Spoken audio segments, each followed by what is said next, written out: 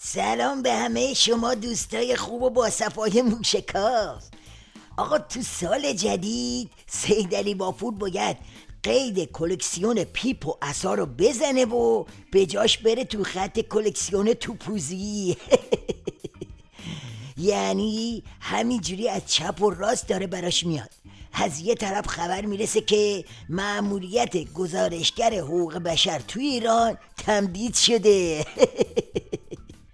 خبرگزاری سپاه پاسداران 6 فروردین. مجاهدین و شورای به اصطلاح مقاومت وابسته به این گروه با صدور بیانیه‌ای ضمن استقبال از تمدید مأموریت احمد شهید مدعی شد که تنها با این گونه اقدام‌ها میتوان در برابر جنایت‌های ایران علیه بشریت مقابله کرد. حسین جابر انصاری سخنگوی وزارت خارجه نیز در این زمینه اعلام کرد تمدید مأموریت گزارشگر ویژه ایران با اهدافی سیاسی و تنها بر مبنای خصومت با جمهوری اسلامی صورت گرفته است. کوسه و شیخ پری فکر میکردن الان بعد از زهرخوری همه دنیا نظام لکنتی ولایت و حلوا میکنن و پرونده نقض حقوق بشر رو بیخیال میشن.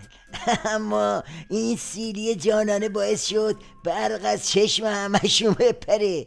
از اون طرف شیخ پری رفته بود پاکستان که مثلا یه تعاملی بکنه و 2000 بذارن کف دستش، اما نتیجهش این شد.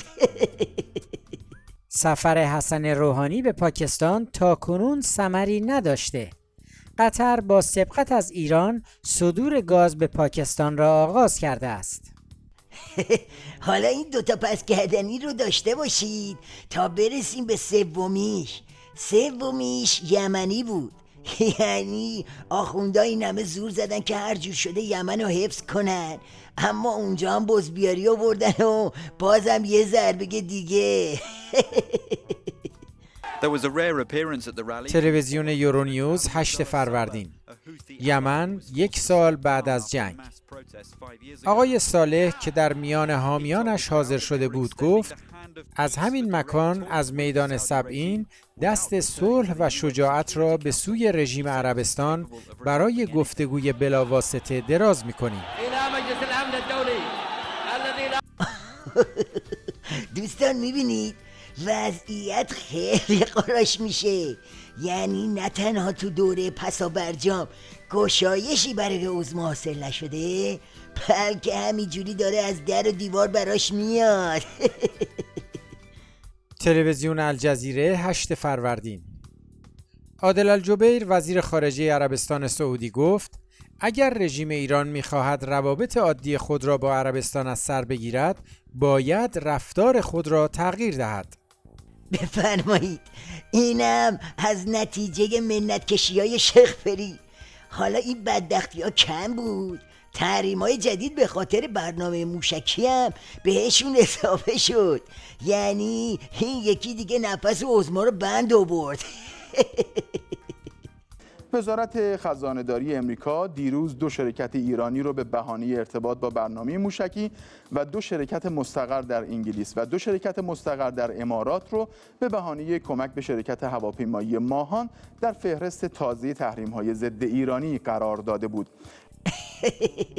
یعنی به زنجیر انزوای عظما همینجوری حلقه داره اضافه میشه.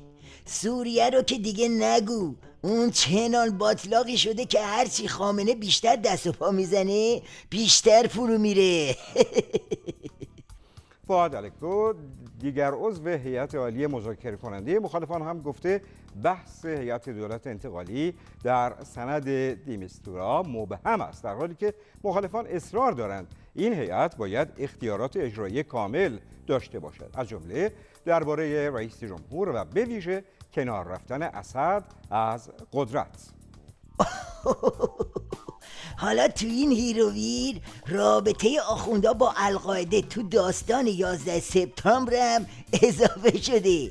یعنی واسه آخوندا قوز بالا قوز شده و برای مردم ایران نور علا نور.